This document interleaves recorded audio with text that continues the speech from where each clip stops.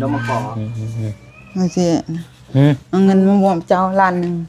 มีแม่ใหญ่ใจดีป่ะฝากเงินไว้น้ำเฮาให้มอบให้บ่แซนเงินล้านหนึ่งเพิ่นบอกให้นั่นบ่โดยโดยมาเพิ่นก็มองกันเนี่ยจะไพ่ว่ามาอะไรมองกันเลยกันโดยเขามุกเข้าใจอะไรเนาะเดี๋ยวจังโอ้ลมเงินกับทางผู้ใหญ่เพิ่มเติมอีกเนาะโดยเข้าใจอะไรเพราะฉะนั้นก็มีของขวัญมาให้กันปีใหม่โยเนาะบางคนต้องมีของขวัญเนาะของขวัญมีของขวัญคือกันนี่แล้วนี่น่ะสิทำไงเนาะเฮ็ดไว้แต่ลายมือนั่นแหละเนาะแต่ว่ายังบ่ทันมาว่าสิมาเมื่อไหร่ก็บ่ได้มานี่พี่น้องเอ้ยเอาของขวัญนึงของขวัญปีใหม่ของขวัญปีใหม่เฮือนซ่าเนาะจับได้อยู่บ่อันนี้คือเทเลขคุณบ่แม่นเฮือนเทเลขทำอิฐแหละนี่เพิ่นให้อาใจขอบไว้ให้ว่าซั่นว่าเอาไว้เบิ่งเฮาเป็นประวัติศาสตร์เอาไว้ให้ลูกให้หลานเบิ่งต้นมาแบบใดหั่นน่ะเนาะนี่แหละพี่น้องเอ้ยเป็นรูปปัจจุบันนี้เนาะ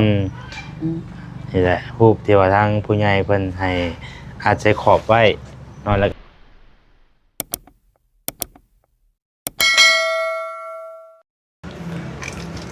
สบายดีทางแม่น้องอ้อเนาะจำได้บ่นี่ได้อยู่บ่เซียนว่าจำบ่ได้บ่ได้พ้อกันแต่โดนเนาะมากับไผมา2คนสวัสดีปีใหม่สวัสดีปีใหม่โดยเดี๋ยวเป็นเอาเลยเนาะสบายดีเด้อสบายดีพ่อแม่พี่น้องเบิดสุขสู่คนพี่น้องเอ้ยพ่อกับซ่องเบาแสนอีกแล้วเนาะครบรอบหลายปีพี่น้องเอ้ยเนาะที่บ่ได้เข้ามาทางบ้านน้องอ้อพี่น้องเอ้ยเนาะมื้อนี้ก็มีโอกาสได้มาหาทางน้องอ้อเนาะพอดีมีเวียกกับเพิ่นน้อยนึงพี่น้องเอ้ยโดนดีๆได้เนาะครบรอบจักว่าหลายปีอยู่ประมาณ2 ปีปลาย3 ปีเพิ่นบ่จ๊ะมาเฮือนเพิ่นจุดแล้วบัดนี้พี่น้องเอ้ยเนาะไปเดี๋ยวเฮาสิเข้าไปหาเพิ่นก่อนพี่น้องเอ้ยพอดีก็มีอันของขวัญปีใหม่มาให้เพิ่นมื้อนี้เนาะจักนี่แหละพี่น้องเอ้ยมาเบิ่งนำกัน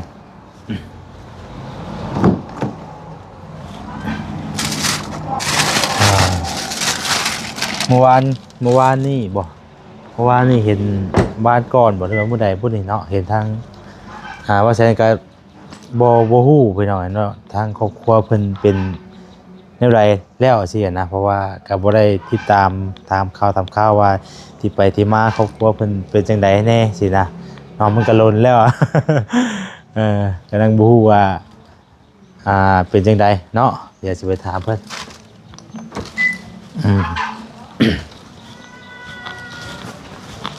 เพราะเขาใหม่เป็นใหม่เนี่ยเนาะเพราะมันไม่ยากนี่ประเทศยังเนาะเขาจะเอาไว้อันนั้นบ่เฮ็ดอันนั้นบ่เอาเพื่องไว้บ่เป็นอะไรบ่ได้ยินเลยบ่บ่เพื่อนก็ยังบ่ได้ทูสบายดีโอ้น้องคนนี้ตัวใหญ่เนาะน้องหน้าสบายดีอ่ะน้องบ่สบายดีนี่แหละคือน้องนาแต่งงานวันที่1 เดือน 1เดี๋ยวยังบ่ทันได้ฮู้ไปดองไอ้ที่ไปที่มาได้ก็เพิ่นตะกี้ก็ยังมีแต่เห็นแต่ทางนั้นน้องโอกับแม่น้องกับเสร็จแล้วสบายดีเฮาก็มาที่ไทย กำลังมาแต่ไทย โดยมาที่ไทยแล้วก็มาวันที่13เดือน12แล้วก็มาแต่งงาน แต่งงาน เป็นน้องบ่ได้ไว้ใด ลูกชาวกก ลูกเจ้าบ่ แม่น ลูกเคย ลูกเคย โดย เดี๋ยวเราเอาว่าจะขออนุญาตถามก่อนเพื่อนพี่น้องไงเนาะเพราะว่า โดย มาแต่ก่อนน่ะก็เห็นแต่ทางกันน้องอ้อกับแม่เห็นนะ แม่น ไม่วันนี้โดย ไปทำงานในไทยลูกสาว ทุกอย่างเลยแหละตะกี้เห็นโอ้ยสัวเสียนคือเจ้าเห็นแล้วเฮือนเฮาหั่น อ่า แล้วก็ให้ลูกไปทำงานหาเงินหาคำอยู่ไทยแล้วก็มาแต่งงานบ่ได้ปัดเลยคือกัน อ่า มันจะนั่ง เนาะอันผู้นี้ได้จ้ะ ผู้นี้เป็นย่า ย่าเป็นย่าบ่ โดยย่าของมันย่าของข่อยแหละแม่ของผัวนะ แม่ของพวกข่อย เพิ่นมาอยู่เพิ่นมาอยู่พี่บ่วันนี้นะมาอยู่นำ บ่ พี่บ่ เราอยู่นำลูกสาวลาเราอยู่เพื่อนหลังนี้ เอาสาดน้อยมาปูนะ นั่งนี่ก็ได้นี่เนาะ พาก่อนเอาสาดมา เฮือนจนแล้วบ่แหละเนาะ โดยแล้วถ้าถูกเฮาก็บ่ได้บุญเดินคุณอันน่ะได้นำพระอาจารย์นี่แหละมาเฮ็ดมาสร้างเฮือน พระอาจารย์นี่พระอาจารย์ จังได้เด้สิดี อยู่ทางไหนก่อน ทางซองอันน่ะบ่าวพะมีซองสาวนวล พระอา ซ จารย์ องสาวลำพร ว่าคือว่าอะไรเขาก็ยังบ่เคยเห็นเพิ่นเนาะ นั่ง เงินบริเวณ นั่งลงบ่าวเซียน โดยต่อเนาะอันนี้อันทางนั่นบ่ทางรถขึ้นบ่ รถจักรขึ้นเพราะว่ามันบ่มีทางขึ้น ตัวกว้างคักดีเนาะเฮือนกะ เข้าไปเบิ่งในบ่เข้าไปเข้า อัน ใน แล้วได้จังเข้าไปเบิ่งก็ได้ ไปซะ นั่งอยู่นี่ก่อนก็ได้ ไปนั่งเอามาอีกอันหนึงนะ ได้นี่กะเป็นหยังเนาะจะเฮือนงามคักดี เย็นใจจ้อยคักดีเนาะกว้างคักพี่น้องเอ้ยเฮือนชานเพิ่นก็ได้จักห้องนี่ 3 3ห้องบ่ โดย โอ้มีอยู่3ห้องทางฝุ่นเป็นครัวเนาะลมก็พัดแท้ๆได้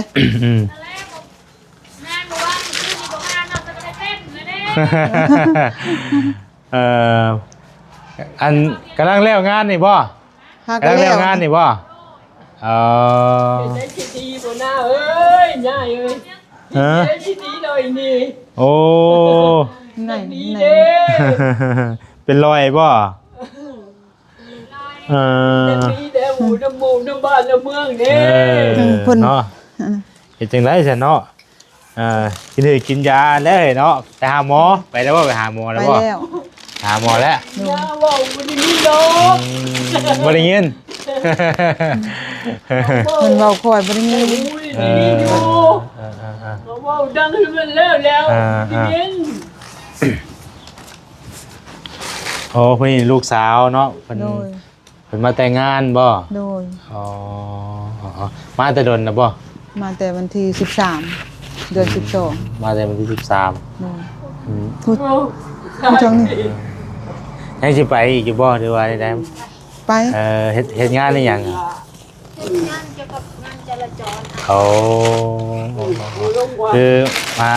แต่งงานเนาะ โดย โดยที่ว่าเรียบร้อยแล้วเมื่อวานนี่บ่คือมื้อใดก่อนเมื่อวันที่ 1 ที่1เดือนหนึง บ่ได้มาเปอร์เซ็นต์ก็ได้พี่น้องเอ้ย เพราะว่าเปอร์เซ็นต์บ่ฮู้เนาะอันฮู้ก็มา แม่นกับอันอยู่ทางพี่ใหญ่เพิ่นก็เว้าจะฟังอยู่พี่น้องแต่ว่าก็บ่ได้มาสินะ เฮามึง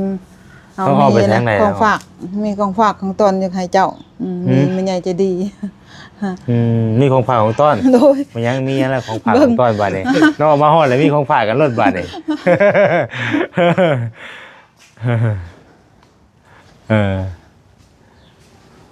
เบิ่ง บ้านของต้นบ่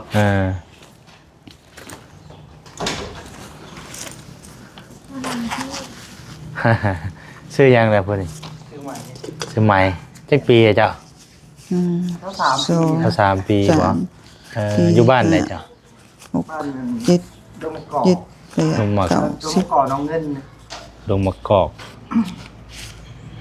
เราเคยไปบ่บ่เคยยังบ่เคยเนาะ ไปนี่แล้วไอ้ก็เลี้ยวซ้ายเขาไปมันที่มีน้องมะกอกใหม่ๆน้องมะกอกแล้วกันน้องเงินแล้วกันซีเมนต์ดงมะกอก ว่าสิ อืม เอาเงินมามอบเจ้าล้านหนึงมีแม่ใหญ่ใจดีว่าฝากเงินไว้นำเฮาให้มอบให้บ่แซน ล้านหนึ่ง เพิ่นบอกอันนั้นบ่ โดย โดยมากเพิ่นก็มองกันเลย จุไพ่ว่า มาอะไรมองกันเลยกันโดยเขามุกเข้าใจหลายๆแต่เนาะเดี๋ยวจังโอ้ลมเงินกับทางผู้ใหญ่เพิ่มเติมอีกเนาะ โดยเข้าใจหลายๆเพราะฉะนั้นก็มีของขวัญมาให้คือกันปีใหม่ วันนี้คือกัน โยเนาะ บางคนต้องมีของขวัญเนาะ ของขวัญมีของขวัญคือกันนี่แล้วนี่น่ะอยู่ทางไหนเนาะเฮ็ดไว้แต่หลายมื้อแล้วแหละเนาะแต่ว่ายังบ่ทันได้มาว่าสิมาเมื่อไหร่ก็บ่ได้มานี่พี่น้องเอ้ยเอา ของขวัญนึง ของขวัญปีใหม่ ของขวัญปีใหม่เฮือนซ่าเนาะ จับได้อยู่บ่ อันนี้คือจะเลขคุณบ่ แม่นเฮือนเทนแรกทำอิฐแหละนี่ เพิ่นให้อาใจขอบไว้ให้ว่าซั่นว่าเอาไว้เบิ่งเฮา เป็นประวัติศาสตร์เอาไว้ให้ลูกให้หลาน เริ่ เบิ่ ม ง ต้นมาแบบใดหั่นน่ะเนาะนี่แหละพี่น้องเอ้ยเป็นรูป มาปัจจุบันนี้เนาะ นี่แหละรูปที่ว่าทางผู้ใหญ่เพิ่นให้อาใจขอบไว้เนาะแล้วก็มาให้แม่น้องอ้อเอาไว้เป็นที่ระลึกเนาะ แม่น ว่าเฮามาจากไสสินะเพิ่นเอาไว้เอามาเก็บไว้ให้เบิ่งนั่นแหละเนาะ โดย อ่า ไว้เบิ่งเป็นที่ระลึก เป็นที่ระลึก ตั้งแต่ตอนเฮาทุกข์ยากตะกี้บ่มี มีบ่ฮู้เพิ่นตัวนี้น่ะ มี เจ้าของเฮือนน่ะมีบ่ มีอยู่ตายไว้ในโทรศัพท์อันยังบ่ได้อัด แต่ว่าบ่ได้เฮ็ดไว้แบบนี้เนาะ โดย มีอยู่ มีอยู่ นี่แหละพี่น้องทางบ่แซงก็มาตามจุดประสงค์ผู้ใหญ่เพิ่นบอกเพิ่นให้อัดรูปมาแบบนี้แหละก็เลยเอามาให้เนาะ โดย แล้วก็มายินดีนำเนาะที่ว่าได้เงินได้ซานหลังไม้จนแล้วจนทั่วเบ่แหละเนาะ ขอบคุญขอบคุณทาง FC เนาะทาง โดย งานพระอาจารย์ โดย เบิดสุขคนแล้วก็ทางงานทีมงานที่มาเฮ็ดสร้างเฮือนให้แม่นางอ้อเนาะขอให้ขอบเพิ่นอยู่ดีมีแฮงเด้อ โดย ปีใหม่ฟ้าใหม่ให้อยู่ดีมีแฮงสุขภาพแข็งแรงอายุมั่นขวัญยืนเนาะสาธุ โดยเอาไปได้น้องอ้อได้จ้ะเพิ่นไป น้องอ้อ ไปโรงเรียนบ่ ทางไหบ่ได้ไปมื้อนี้วันอาทิตย์ อ๋อมื้อนี้วันอาทิตย์เนาะลงมือลงวันแหละว่าแซนก็ได้ ลงวันมือ เจ้าลืมมาที่ยัง วัน บ่ได้ ที่ ไปหาเขาอีนี่แล้วบ่ไม่ในป่าเด้ บ่ได้ไปแต่โดนแล้ว เพิ่นอยากให้ไปถ่ายพอดีเลยมื้อวานซื่นเฮาไปเพิ่นบอกว่าอันน่ะบ่เซ็ ไปได้อยู่บ่ทางรถไปได้อยู่บ่ อันนั้นรถหันไปรถใหญ่แล้วนี่ไปบ่ได้คันรถจักรนี่ไปได้อยู่ มันบ่ใช่ก็บ่ได้ไปเยี่ยมเพิ่นแต่ลนแหละพี่น้องเนาะบ่ฮู้ว่าเพิ่นอยู่จังใด แต่ เพราะว่าเฮาก็ทั่วแหละมันก็แล้วทั่วบ่แล้วสินะเฮาก็ปล่อยเพิ่น หากับปล่อยให้เพิ่น อยู่ หา ให้ กิ กิ น น เอง ไปสินะก็แล้วบ่แล้วเนาะ คือเฮาคือกันแหละนี่ก็เลี้ยแล้วก็คือว่าเราคิดโทษอยู่ข่าวสารลำพรสาวนวลบางพอมี แรกๆไอ้ดีนี่ แรกๆนั้นมันลุงเฮิมซื้อเสามาให้ โอ้เริ่มต้นนี่บ่ แม่นลืมต้นลุงเฮิมจนย่างไปนำหัวหน้าเด้ พาน้องอ้อไป พาน้องอ้อไปหัวหน้า เพิ่นเริ่มซื้อเสามาให้เนาะ โดย แล้วก็ทางบ่พอมีสารพรบ่ แม่นบ่าวพอมีสารลำพรสาวนวลมาต่อมาแล้ว แต่ว่าแล้วเฮือนนี่แล้วแต่ล้นแล้วเนาะ โดยได้3-4 ปีแล้ว อ๋อ 4 ปี แล้วว่าใช่ว่ากินนี่ก็กลายไปเด้กลายได้ก็กลับมาใหม่กินอีกลงแล้ว บ่ได้มา แล้วก็อยู่นี่บ่เฮือนหลังนั้นก็อยู่นี่บ่ แม่นล่ะอยู่นี่แหละ อ๋อ เฮือนหลัง บ้างบ่เฮือนหลังนั้นด้วยว่าจังได๋ มั่ง มั่งบ่มั่งเพิ่นบ่มีบ่ปลูกได้ดิน นี่ดินไม่ใช่ตัวนี้ ท่านี้ก็ดินป้า เออ ก็มีบนหลักหัวนี่ลงมานี่ดินเฮาก็ บัดเฮาออกเฮาหยังได้เฮาออกไปทางใดจ้ะ ออก นี่ ทาง บ่ นี้ เออทางออกไปนี้เนาะ แม่น อืม มันดินยังหอม เออ บ่มีทาง แต่ก่อนน่ะทางอันก็เคยเว้าอยู่ฟังอยู่บ่ว่ามีลูกสาว เบา ให้ไป อยู่ เว้าอยู่นั่นบ่ แม่ บ่ใช่ลืมเองฉันเนาะ จะคนก่อนลูกเนี่ย เฮาลูก2 คน สองคนบ่ แม่ ต้องผู้นี้กับน้องอ้อหัน โดย อ่า เอาว่าลูกผู้นี้หันลูกกกก็ไปทำงานอยู่ไทย อืม ลุงเพิ่มก็ถามอยู่ไปก็ถามสาวลำพรก็ถามว่ามี2 คนลูกสาวกกก็ไปทำงานอยู่ไทย แรกๆไอ้ดีนี่บ่แซนบ่มาหาทวิตดีๆอะ ทับอิดหั่น อ่ะ แม่นล่ะเจ้าแล้ว แม่นบ่ แม่นล่ะ บ่แม่นเล็กๆทำอิดเลยมันบ่เสียงน้อย เอาเสียงบ่ แม่นบ่เสียงซื้ออันโลมาให้นะ เออ บ่เสียงซื้อโลมาให้แล้วต่อมาแล้วก็เบาเอ ยังจื้อได้เบิดเนาะ ชื่อได้เบิด เออ เบาเอนะฮะเอหยังก็ บ่แอไซบุรี เบาเอไซบุรี อ่า กับเบาโอซื้อรถจักรมาให้ เออ ตอนนั้นแล้วต่อมาไปแล้วก็จังหวะลงเฮิมแล้วก็ต่อมาแล้วสาลำพรมาเลยแล้วก็เจ้า อืมมันก็ลนเลยพี่น้องเอ้ยเนาะ กับอันสาวนั่นเด้สาวจันทร์นั่นเด้ อืม เบาลาวพอเพิ่นมาเบิดจื้อเบิด อืม เบาอันน่ะพรตุลโอเบาอันแอน โดยพากันเฮ็ดหยังแค่ซุมื้อนี่เฮ็ดเวียกเฮ็ดงานหยัง อยู่ให้เฮ็ดนาอยู่นาพุ่นแหละเลี้ยงเป็ดเลี้ยงไก่ เออทางลูกสาวเพิ่นก็ ไป สิไปเมื่อใดบัดนี้ จะมาฟังเบิ่งนั่นแหละจักมื้อใดแหละเพิ่นสิไปอันนั้นหนูเถื่อก ำลังแล้วงานพักผ่อนก่อนเนาะ แม่นะพักผ่อนก่อน กำลังเลยไปเดียวงานกัน เอาติดตามไม่ได้ส่งจังว่าเสียง ฮะ เบิ่งตลอด เห็นอยู่บ่ แม่น เห็นว่าว่าแทนกัน เห็นเบิด อ่า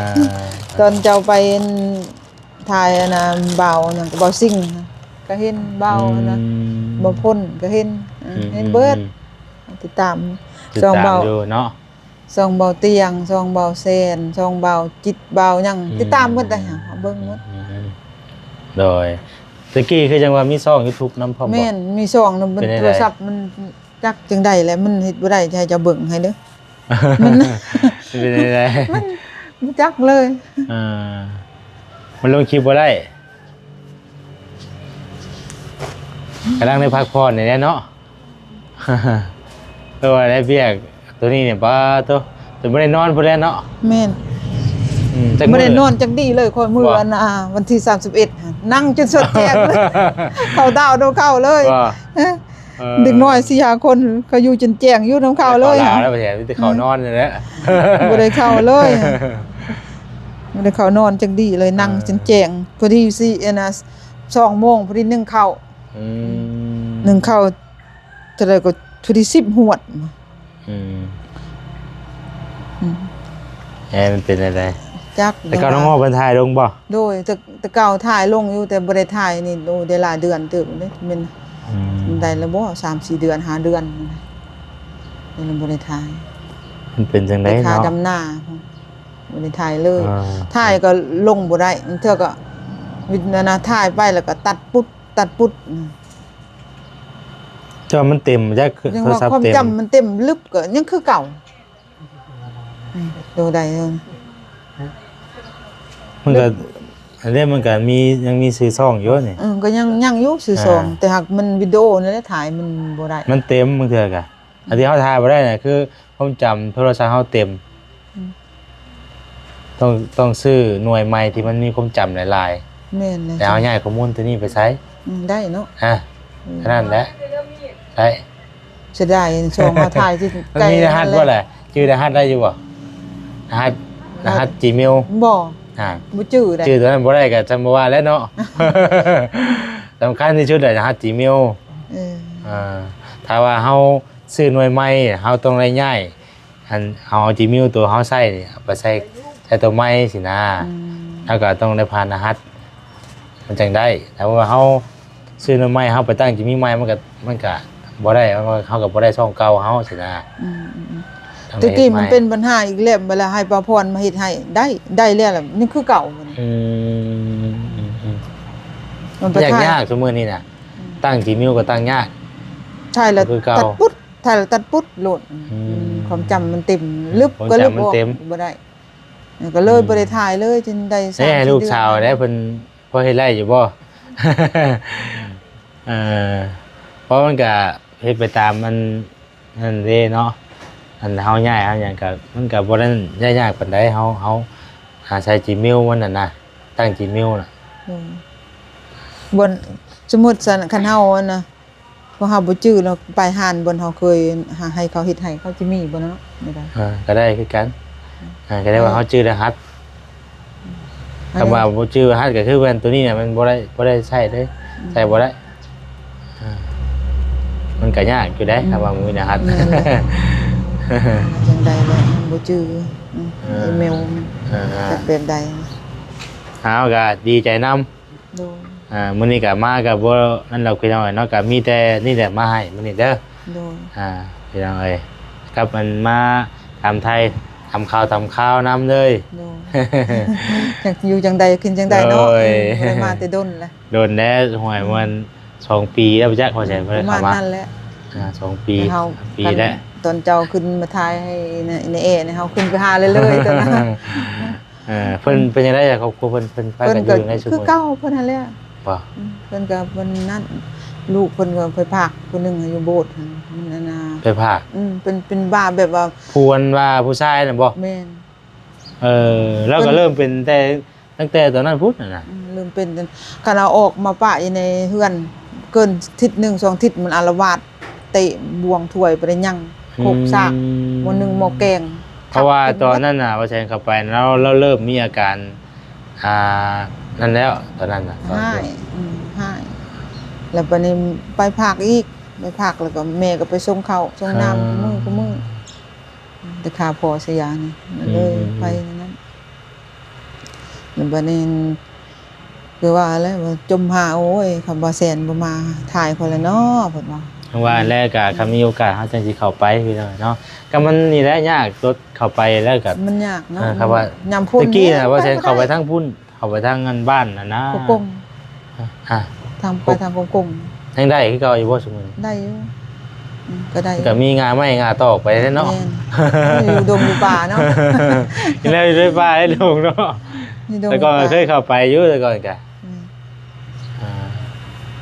คือเห็นว่าเตียงเพิ่นมาบ่ แม่ เพิ่นก็มาบ่ แม่เพิ่นมาอยู่บ่เตียง เพิ่นจะได้เพิ่นแบบว่าเป็นผู้ใหญ่เพิ่นมอบหมายเวียกแบบไรให้ เพิ่นนั่นน่ะดิรถสะพายรถซื้อรถมาให้รถวันที่ เวียกกับงานบ่ได้ 1แม่นเวียกกับงานแน่แล้วก็ซื้อรถแน่ซื้อรถมาให้แน่ เพิ่นซื้อรถจักรใหม่มาให้บ่ โดยมื้อวันที่1เดือน1มื้อแต่งงานโลดมาสะพาย ของขวัญปีใหม่เลยเนาะ ของขวัญปีใหม่โลด เอ ผู้ใหญ่ใจดีพระอาจารย์ทำถึง เท่าไหร่ พ น่ะ ระ เพิ่น อา ซื้ จา อ รย์ น่ะรถนั้นบ่ แม่ รถหยัง จัก ก่อน เอารถซื้อหยังก่อน เจ็บหยังก็ มะเล มาเลยบ่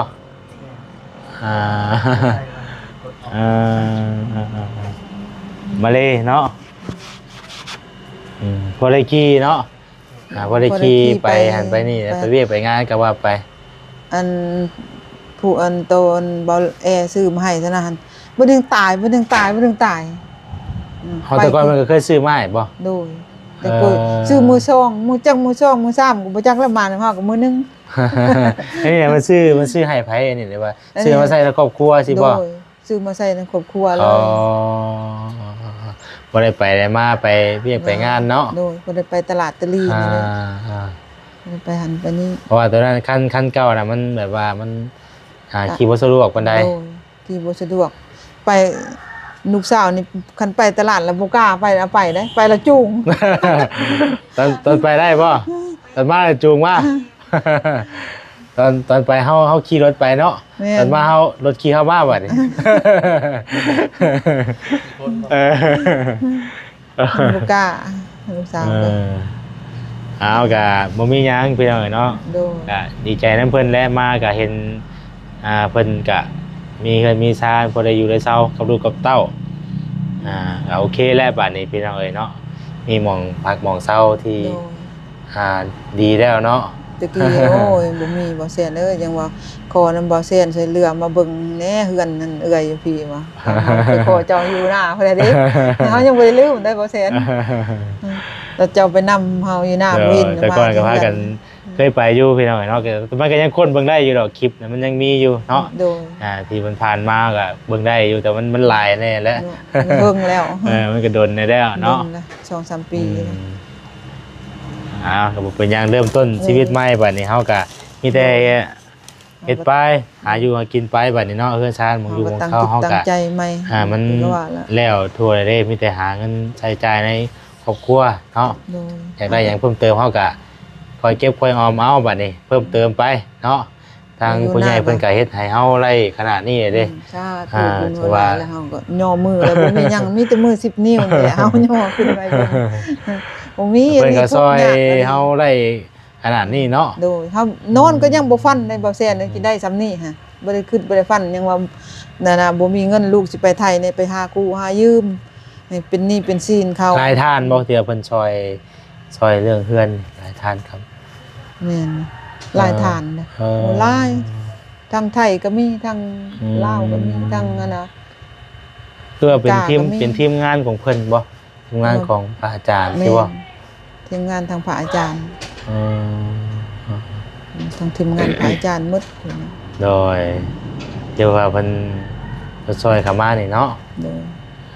ทุกสิ่งทุกอย่างก็เป็นเพิ่น มีครบไปแล้วล่ะว่าบัดนี้ มี ในเรือนในชาน โดยโทรทัศน์นึงก็ได้เบิดแล้ว เครื่องใช้ในครัวเรือนชานครบไปแล้วเนาะ โดย อ่ายังในอีกในบัดนี่ คือว่าพ่อแล้วว่าจังซี่ กันว่าอยากได้ก็ยังได้อยู่แต่หากคือเขาว่าแล้วเกรงใจเพิ่นได้สำนี้ก็พอแล้ว บ่ได้ก็ถือว่าสำนี้ก็ถือว่าจุดแล้วเนาะ โดย มีอย่างอะไรที่มันบ่ยังบ่นั่นก็จังเฮาคอยหาเพิ่มเติมใช้เนาะ โดยได้สำนี้ก็พอใจแล้วก็ย่อมือขึ้นมือ10นิ้วแล้วคือว่าแล้วเพิ่นช่วยเพิ่นให้สำนี้เนาะแล้วก็ภูมิใจดีใจนอนก็บ่ฟันโอ้ยแม่นอ้อขึ้นตะกี้จักสิเป็นจังไดคือก็ว่าแล้วคันว่าบ่มีเงินมีสานอยู่ก็จักสิจังไดจังว่าบอกลูกบอกเต้าให้ไปหาเงินตั้งใจเด้อลูกว่าหาเงิน ได้อยู่แล้วว่าไปทำ เฮ็ดงานเฮ็ดเนี่ยนะ บ่ หา ได้ เงินหาคำ ใช้จ่ายเนาะ บ่ได้ใช้จ่ายแล้วก็พอได้มาเฮ็ดงานเฮ็ดดองนี่แหละให้มันแล้วฮีดแล้วคองบ้านเมืองจะคนลงตาบ่ให้บ่ลึกบ่ทั่วฮีดเพิ่น แต่รุ่นนะว่าเพิ่นอัน 3 ปีแล้วเข้าไป บ่ นี่ 5 ปีแล้วบ่เจอเพิ่นอยู่นำกันนั่นแหละสักปีแล้วแต่รุ่นนะบ่ ประมาณ4 ปีนี่แหละ 4 ปีกำลังในจัดงานนี่บ่ ดู แต่ง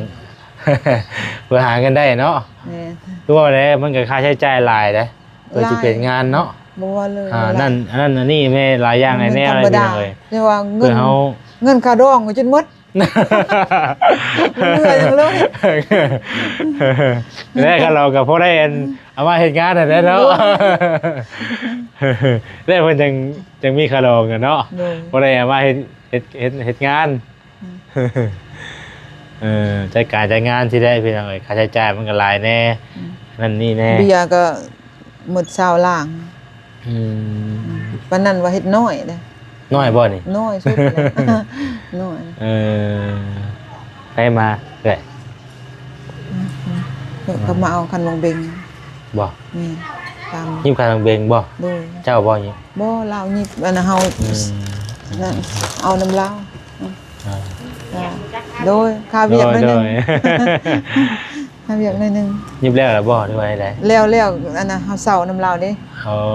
เซามาแต่งงานนี่แหละ เอาแค่ว่าเอาให้เพิ่นก่อนก็ได้จะว่าเพิ่นถ่านะแต่เพิ่นบ่ จังหวะนั้น เอามีแต่สำนั้นน่ะเด้อโชคดีปีใหม่ทุกคนเด้อเนาะโดยดีมีแฮง รวย ก็บ่มีหยังบ่แซ่นมากก็เอารูปนี้มาให้เด้อมีแต่หาบ่งติดไว้เด้อติดไว้เป็นที่ระลึกเป็นจังไดเนาะผู้ใดมื้อหน้ามื้อไหนจังสิมาเยี่ยมมายามใหม่ มาแวะมาเที่ยวนี่ ใครเราวันนี้ผู้หม่องแล้วบ่แซ่นรถ กายๆไปอยู่แต่ละมื้อกะ หักบ่นั่นเนาะบ่ได้แวะ บ่ได้ค่อยแวะเที่ยหน้า ก็เฮาก็บ่มีเวียกแน่ก็เลยบ่ได้แวะมาสินะพี่น้องเอ้ย มื้อหน้ามื้อไหนก็มาแวะมายาม โด แน่ ยเอาโชคดีเด้อเนาะอยู่ดีมีแฮงโดย มาเยี่ยมมายามพี่น้องมื้อนี้ก็เนาะบ่เอาขอโทษเด้อ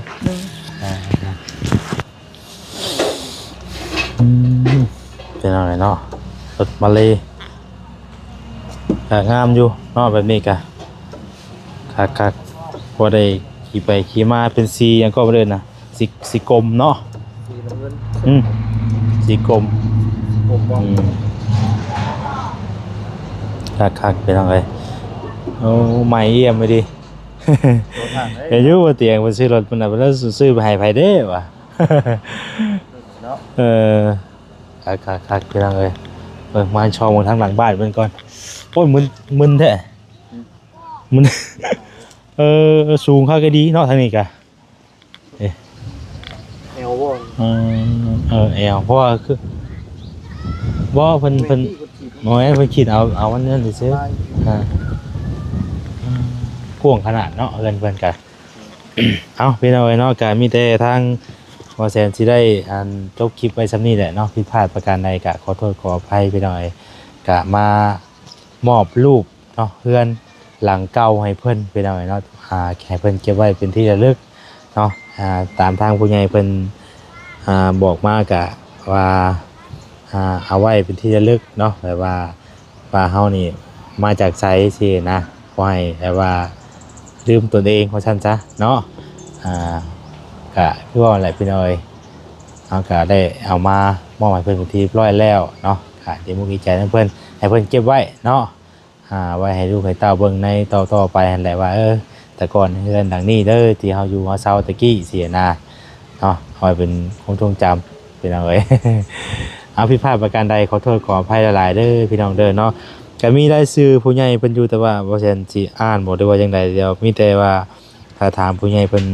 เพิ่มเติมอีกเทื่อนึงก่อนเนาะเพราะว่ามีหลายรายชื่อได้พี่น้องเนาะเดี๋ยวเพิ่นส่งมาให้บ่แซ่นนี่ทีมงานเจ้าศรัทธาพระอาจารย์ลำพองเนาะลำพองลายทานเนาะเดี๋ยวบ่แซ่นสิขออนุญาตถามเพิ่นอีกเทื่อนึงก่อนว่าอ่านบ่สินะ